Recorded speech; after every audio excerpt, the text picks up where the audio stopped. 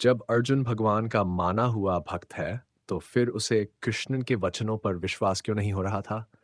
तथ्य यह है कि अर्जुन यह जिज्ञासा अपने लिए नहीं कर रहा है, अपितु यह जिज्ञासा उन सबों के लिए है जो भगवान में विश्वास नहीं करते अथवा उन असुरों के लिए है, जिन्हें यह विचार पसंद नहीं है कि कृष्ण को भगवान माना जाए। उन्हीं के लिए अर्जुन ये बात इस तरह पूछ रहा है मानो वह स्वयं भगवान या कृष्ण से अवगत न हो।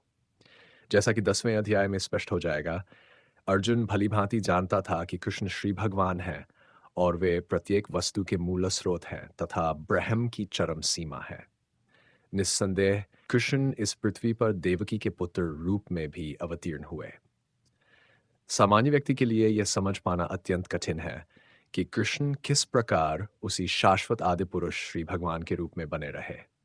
अतः इस बात को स्पष्ट करने के लिए ही अर्जुन ने कृष्ण से यह प्रश्न पूछा, जिसे वे ही प्रामाणिक रूप में बताएं।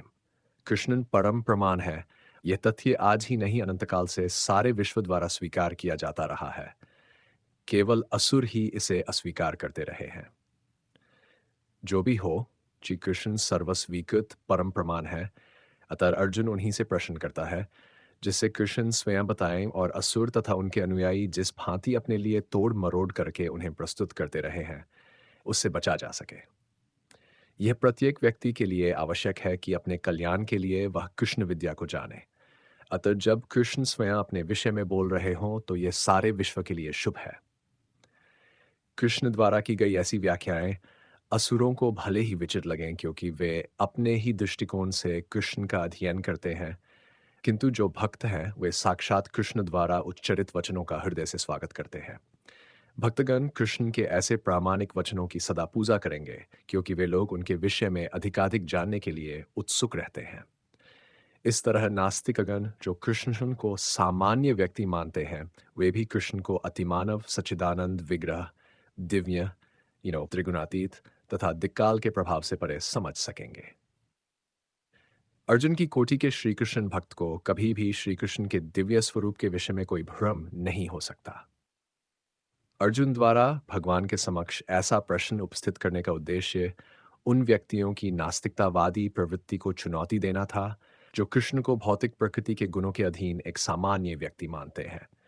रामादिमूर्तिषु कलान्यमेन तिष्ठन् ननावतारमकरोद भुवनेषु किंतु कृष्ण स्वयं संभवत परमान यो गोविंदमादि पुरुषन तम हम भजामि।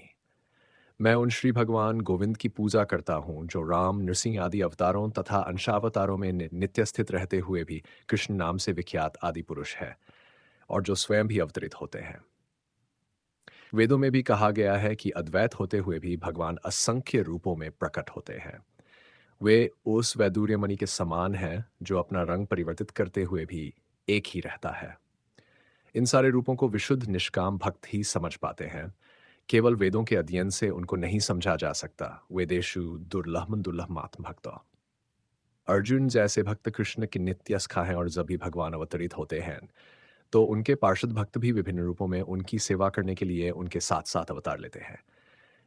अर्जुन ऐसा ही भक्त है और इस श्लोक से पता चलता है कि लाखों वर्ष पूर्व जब भगवान कृष्ण ने भगवद गीता का प्रवचन सूर्य देव विवस्वान से किया था तो उस समय अर्जुन भी किसी भिन्न रूप में उपस्थित था।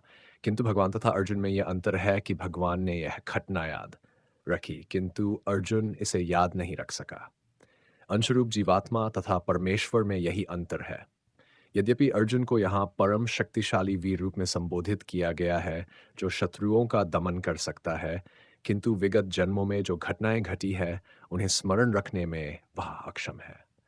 अतः भौतिक दृष्टि से जीव चाहे कितना ही बड़ा क्यों न हो, वह कभी परमेश्वर की समता नहीं कर सकता।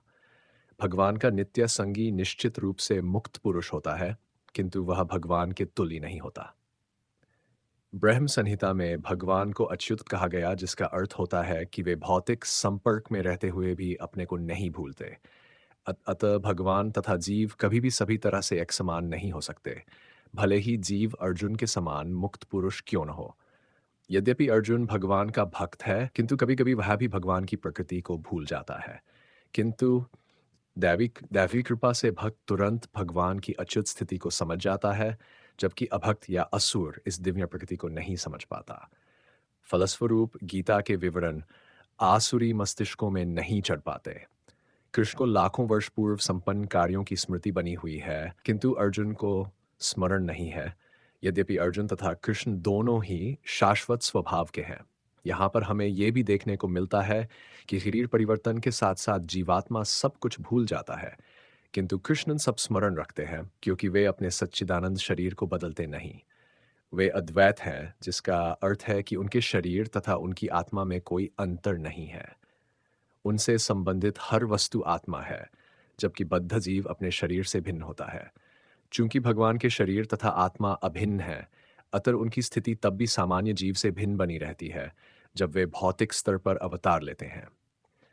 असुरगण भगवान की इस दिव्य प्रकृति से तालमेल नहीं बैठा पाते, जिसकी व्याख्या अगले श्लोक में भगवान स्वयं करते हैं।